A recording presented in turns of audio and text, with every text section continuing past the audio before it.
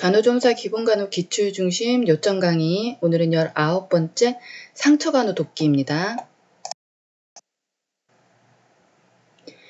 상처 드레싱이죠. 우리 소독하는 거 얘기합니다. 상처 드레싱을 하는 목적은 뭐냐? 상처 부위를 보호하고 또 부위를 고정하고 또 국소적으로 약물을 바로 사용할 수도 있고요. 상처 부위에 압박을 줄 수도 있죠. 그리고 출혈을 방지할 수도 있습니다. 네, 그리고 상처 배액의 흡수와 상처 표면의 열 차단을 증진시킬 수 있습니다. 간단한 건데요. 예전에 한 문제 정도 나온 적은 있습니다. 상처 드레싱을 할 때의 주의사항, 지침, 네, 알고 계셔야겠죠? 드레싱 전후에 반드시 손을 씻습니다. 그리고 첫 치실 조명은 밝게 해야 합니다. 그리고 드레싱 세트는 각 환자마다 별도로 사용해야 됩니다. 한 환자더라도 한 환자의 부위가 만약에 머리랑 손 이렇게 부위가 다르다면 그 부위별로도 별도로 사용해야 된다는 얘기입니다. 네, 각 환자마다 사용하고 또 같은 환자더라도 부위가 다르다면 또 부위별로 또 세트를 열어야 된다는 얘기입니다. 그리고 철저한 멸균술 지켜야 된다는 말은 결국은 우리 드레싱 할 때는 외과적 무균술을 사용한다는 얘기입니다. 그리고 드레싱 직전에 열어서 사용해야지 미리 열어두지 않는다는 얘기입니다. 드레싱의 형태입니다. 네, 그래서 이거를 이제 오지선다로 해서 이렇게 나오기도 하는데요. 이름을 좀 알고 계셔야 됩니다. 드레싱의 이름, 형태의 이름, 건조 대 건조, 드라이 투 드라이라고 얘기합니다. 이거는 배액이 거의 없고 조직 상실이 거의 없는 상태의 상처에 1차 유압 상처에 사용하는 드레싱의 형태. 법입니다. 그러니까 배액물이 없는 경우라는 얘기입니다. 마른 거즈 위에 마른 거즈를 덮는 형태라고 보시면 됩니다. 그렇다면 이제 습기 대 건조는 wet to dry라는 얘기입니다. 그러니까 상처 부위에 먼저 거즈를 적셔서 멸균 생리식염수나 이런 거에 적셔가지고 적신 거즈를 덮고 그 위에 다시 마른 거즈를 덮는 형태를 말합니다. 그래서 이거는 습기 대 건조라고 얘기합니다. 그래서 2차 유압 상처, 어느 정도 상처에 배액물이 나오는 상처라는 얘기입니다. 2차 유압 상처는 그래서 궤양, 피부, 정맥류 이런 거에 궤양 또는 욕창 또는 3도의 화상, 네, 이런 경우에는 이렇게 습기 대 건조의 형태로 드레싱을 한다라는 겁니다. 그 습기 대 반건조, 이거는 습기 대 건조의 변형 상태고, 습기 대 습기는 습한 거에 또 습한 거, 적신면 거즈 위에 또 적신 드레싱 덮는 거 말합니다. 네. 근데 이제 중요한 건 건조 대 건조와 습기 대 건조가 시험에 잘 나옵니다. 그래서 건조 대 건조는 배액물이 거의 없는 상처에 1차 유압 상처에 사용하는 거고, 습기 대 건조는 2차 유압 상처에 배액물이 있는 상처에 사용하는 드레싱의 형태라는 거, 네, 알고 계시면 됩니다. 그리고 드레싱의 종류를 또 나눠놨는데요. 친수성 콜로이드라고 해서 하이드로콜로이드 드레싱 법입니다. 이건 친수성 분자가 삼춘물을 흡수해가지고 젤을 만듭니다. 그래서 상처 표면을 촉촉하게 유지해주는 걸 말합니다.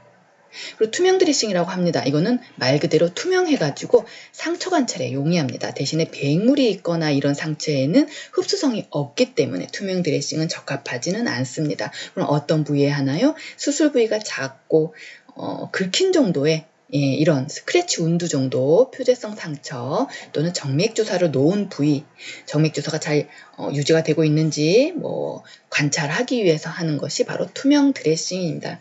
테가덤이라고 해서 아주 얇은 거 있거든요. 그거 한 장 딱 붙이는 정도라고 생각하시면 됩니다. 친수성 젤 드레싱입니다. 이거는 괴사 조직의 자연 분해를 도와서 손상이 없이 괴사 조직의 그 자연 분해를 촉진시키는 드레싱법입니다.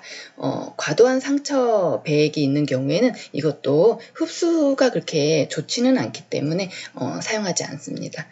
거즈 드레싱입니다. 거즈는 이제 우리 면이나 그 합성 재질로 만들어져 있는 거즈 있죠? 그 거즈에 약이 도포되어 있어서 그 거즈를 이용한 드레싱입니다. 가장 많이 사용하는 드레싱이죠. 네, 멸균 생리식염수나 이런 링거용에 적셔서 사용하는 경우도 있고요. 또 배출액 자체를 흡수하는 데도 가장 많이 쓰는 드레싱입니다. 칼슘 알지네이트 드레싱이라 해서 이거는 칼슘 알지네이트라고 하는 약 성분을 드레싱할 때 쓴다라는 얘기입니다. 이 약 성분, 이 약이 하는 역할이 또 지혈의 효과가 있습니다. 그래서 암 환자 상처에 지혈의 효과를 보기 위해서 이 약을 써서 하는 드레싱입니다. 그 폼 드레싱은 우리 폼 많이 들어보셨죠? 뭐 육아 놀이터나 이런 데 가면 폼 같은 거 두꺼운 것 이렇게 둘러져 있잖아요. 뭐 그런 식으로 폼, 이런 폼이 그 상처 위에 얹어진다라는 얘기입니다. 그래서 이거는 그냥 달라붙는 뭐 이런 게 안 되기 때문에 이 기능 자체가 그래서 얹어 있는 상태거든요. 폼이. 그래서 이건 고정을 위한 2차적인 드레싱이 또 필요하다라는 얘기입니다.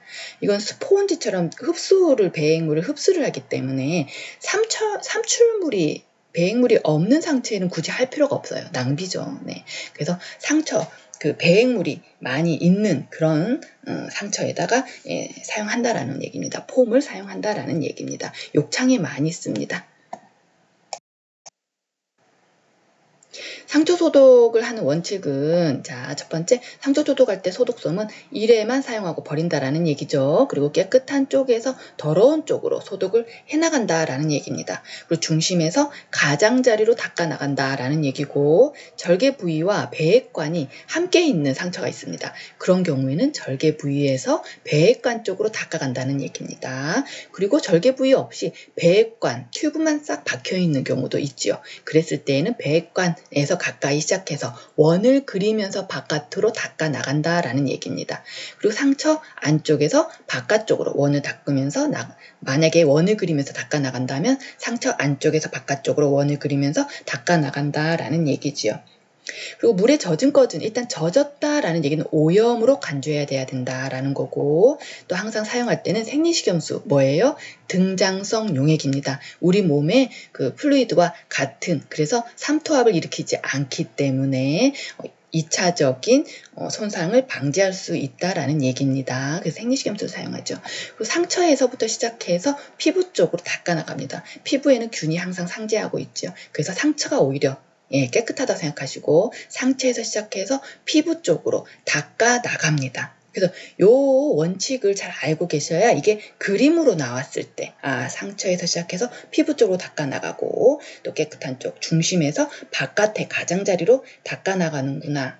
요거 좀 잘 알고 계셔야 그림으로 잘 나오거든요. 그림으로 나왔을 때 맞출 수가 있습니다. 네, 그래서 이제 우리가 욕창간호죠. 욕창간호 잘 나옵니다. 꼭 한 문제씩 나오거든요. 여기서는. 자, 욕창이 뭔지 일단 아셔야 됩니다. 조직의 압박으로 인해서, 지속적인 압박으로 인해서 생기는 압력이 결국에 장시간의 혈액순환 장애를 일으키게 됩니다. 그러다 보면은 산소와 영양 공급이 부족하게 되고, 그래서 피부 괴사가 진행되게 된다라는 겁니다. 욕창의 정의를 일단 알고 계셔야 되고요. 욕창을 발생시키는 위험이 높아지는 결국 지속적인 압박과 압력과 그리고 영양이 불량하고 탈수가 있는 경우에는 욕창이 더 잘 생긴다라는 얘기입니다. 그래서 욕창을 예방하기 위한 간호는 어떻게 해야 되느냐? 환자를 일단 깨끗하고 건조하게 유지를 해주고 운동이나 침상 목욕을 통해서 혈액순환을 자극해주고 또 등 마사지 같은 걸 실시해줌으로 인해서 또 혈액순환을 자극해주고 또 자세 변경, 가만히 부동 자세로 있다 보면 압박이 계속되면서 욕창이 생기겠죠. 그래서 2시간마다 포지션 체인지를 한다는 얘기입니다. 보통 환자들이 누워있기 때문에 가장 이상적인 자세는 엎어지는 자세, 보기입니다. 근데 이 보기가 힘들죠. 환자들이 엎어져 있는 자세가 힘듭니다. 그래서 이거를 이상적인 자세지만 잘 못한 자세입니다. 힘들기 때문에. 반듯하게 누워있을 때 환자를 포지션 체인지할 때 꼬리뼈, 엉덩이뼈 봤더니 벌겋게 발적이 나타났다. 촌골 부위에 발적을 발견했다. 이랬을 때 우리가 하는 가장 첫 번째 간호중재는 추기를 취해준다라는 얘기입니다. 그 부위에 압력이 더 받지 않도록 추기를 취해줘라라는 얘기입니다.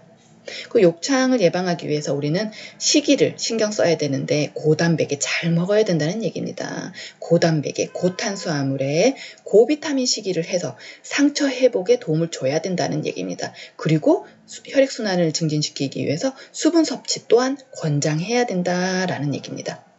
그리고 압력을 완화시키기 위해서 사용하는 것들이 변압침료나 진동침료나 공기침료나 물침료 이런 것들이라는 얘기입니다. 그러면서 밑에 깔고 있는 혼이불에 주름이 져 있으면 안 되기 때문에 주름진 곳 없이 팽팽하게 잡아당겨서 압력이 가해지지 않도록 밑혼이불에 깔고 앉는 그 밑혼이불의 주름은 없도록 주름진 곳이 없이 팽팽하게 잡아당겨서 만들어줘라라는 얘기입니다.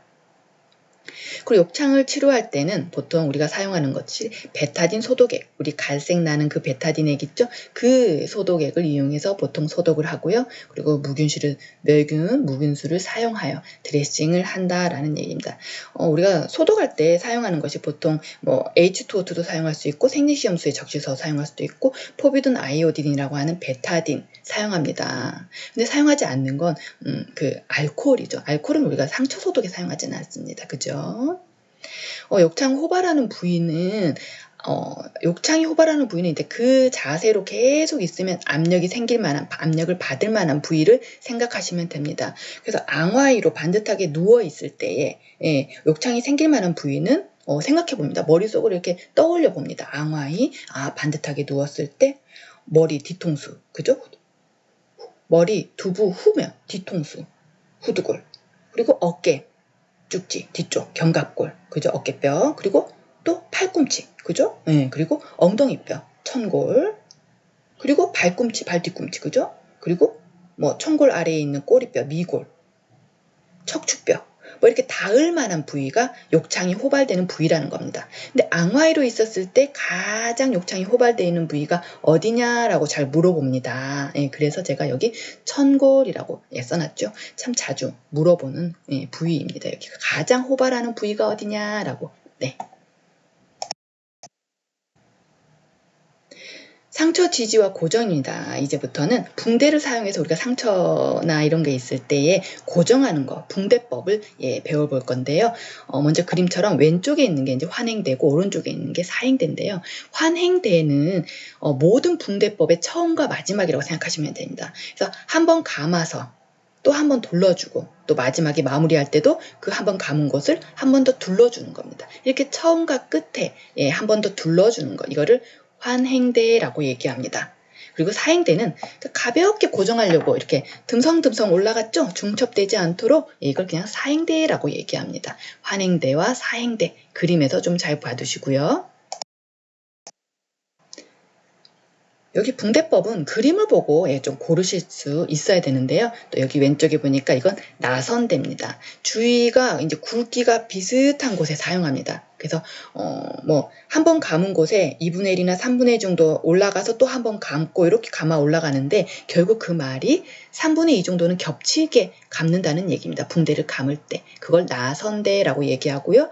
팔자대는 우리가 단어에서 느껴지죠? 네, 팔자를 그리면서 앞뒤로 왔다 갔다 하면서 어디 부위에 하나요? 관절이나, 그죠? 발목 관절이나 팔꿈치 이런, 그리고 돌출 부위 요런 데에 왔다 갔다 붕대가 앞으로 뒤로 왔다 갔다 하면서 팔자대 붕대법이라고 합니다.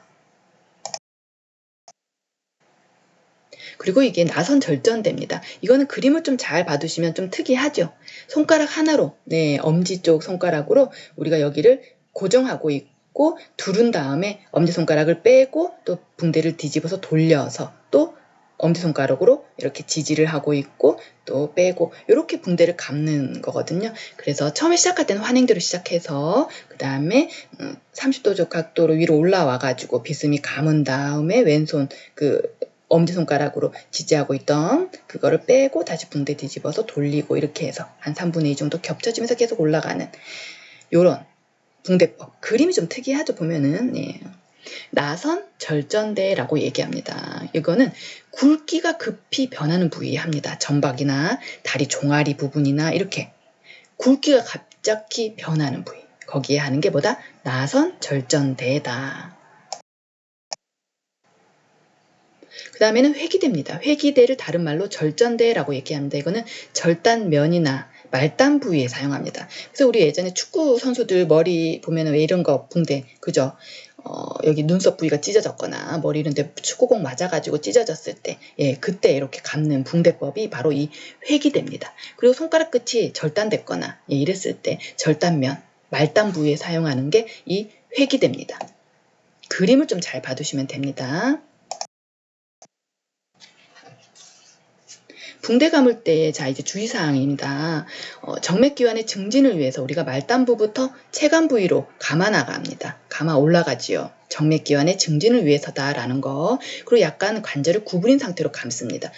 완전히 편 상태가 아니라 약간 굴곡진 상태로 감는다는 얘기입니다. 신체 선열을 반듯하게 유지해주는 거죠. 그러면서 감을 부위에 말단 부위는 노출시킵니다. 발끝도 그렇고 손끝도 그렇고. 왜요? 혈액순환이 잘 되고 있는지를 봐야 되기 때문이죠. 말단 부위는 노출시킨다. 그리고 배액이 있는 상처 위에는 적용할 때 좀 느슨하게 감아준다. 그 부위는. 이게 그 배액물이 마르면서 붕대를 수축시켜요. 압박 온다는 얘기다. 국소적인 그 빈혈을 일으킬 수 있다는 얘기입니다. 그래서 상처 배액이 있는 부위에는 좀 느슨하게 감아준다라는 얘기입니다. 그리고 뼈 돌출 부위, 오목한 부위, 이런 부위는 좀 커튼을 하나 대어줘 준다. 그런 얘기고, 그리고 압박이 아무래도 좀 덜 균일하게 압박이 가야 되니까. 그리고 6번째로 체간 부위보다 붕대 감은 부위를 높게 해가지고 정맥 우려이나 부종을 경감시켜 줘야 된다는 얘기죠. 그리고 6번째가 상처 위에 또는 압박받는 그 바로 위에서 붕대를 시작하거나 또는 끝내지 않는다는 얘기입니다. 상처 부위 바로 그 위에서 매듭을 시작하지도 않는다는 얘기입니다. 매듭을 끝내지 않는다는 얘기입니다. 8번째가 붕대가 오염되거나 젖어 있으면 교체한다라는 얘기죠. 그리고 9번째는 붕대가 너무 단단하거나 너무 느슨하게 감지 않는다는 얘기고, 마지막으로 붕대 감은 부위는 한두 시간마다 수시로 혈액순환이 잘 되고 있는지를 점검해야 된다라는 얘기입니다. 네. 네, 그래서 이렇게 여기 파트, 그림에 나오는 붕대의 그림 좀 잘 봐두시고요. 붕대 감을 때의 지침, 그리고 드레싱하는 형태의 종류법, 요 정도 잘 봐두시면 될 것 같습니다. 수고 많으셨습니다.